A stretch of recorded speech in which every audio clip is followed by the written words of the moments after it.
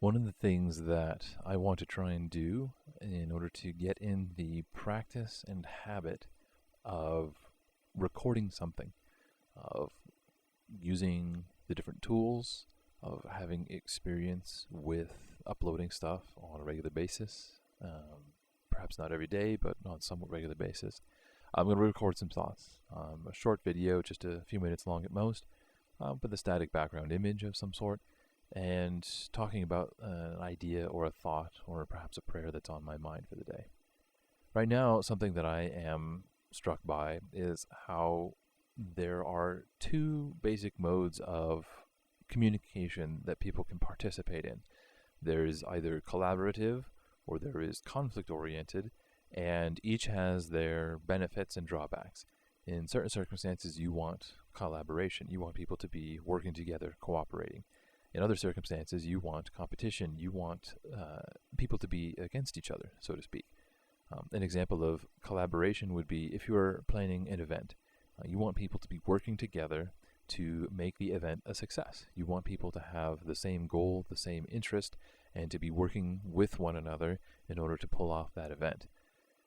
Conversely, if you are trying to discern truth, you want conflict, because you want people to question, to have skepticism, to doubt the nature of the claim, to take it and really scrutinize it. And so you want people to take on what is effectively an antagonistic position in order to test the claim, in order to figure out what the truth really is. And then through that conflict, through that competition, we would then discover truth. We would suss out all of the lies, all of the distractions. We would figure out exactly what it is that's true. Now, our culture as a whole does not approve of both communication methods. Frankly, only collaboration is something that our society seems to value, and conflict is something that always holds a negative connotation or a negative meaning. If you're involving yourself in conflict, it's a bad thing. If you were pointing out how somebody's idea, somebody's hypothesis, somebody's claims are not necessarily true, are incomplete, or perhaps are just off in some way, this is viewed as being hostile as opposed to being helpful. This is viewed as being a detriment to the conversation instead of benefiting the individual by being able to help them to understand the nature of the flaws in what they seem to understand or claim. Now, you can't just be a random person, taking shots at somebody else. You can't just be a random nobody lofting criticism at other folks. People don't tend to respond to that very well, and understandably so. So, remember that there are two different modes of conversation. There is collaboration and there is conflict. There are times when one is more appropriate than the other, but there are times for both. And if you are better at one than the other, then figure out how to practice the one that you're not as good at. If you're really good with collaboration, figure out what it takes to be competitive, to what it takes to have a butting of heads that doesn't become relationship ending. Figure out how to accept criticism, how to accept feedback in a way that refines you instead of destroying your opinion of the other person.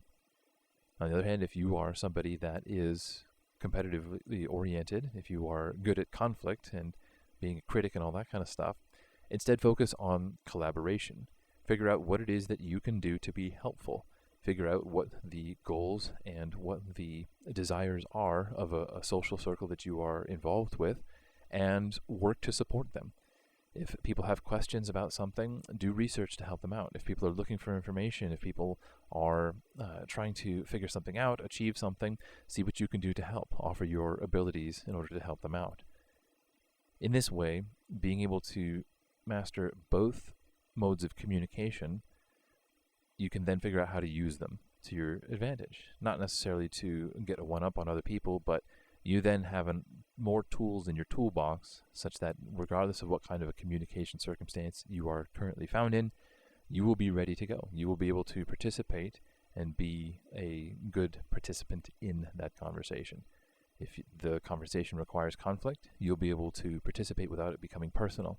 If the circumstance requires collaboration, you'll have practiced putting aside your own goals and desires in order to support those of the group, of others in the group. Both are necessary, both are important, and we need to know how to do both.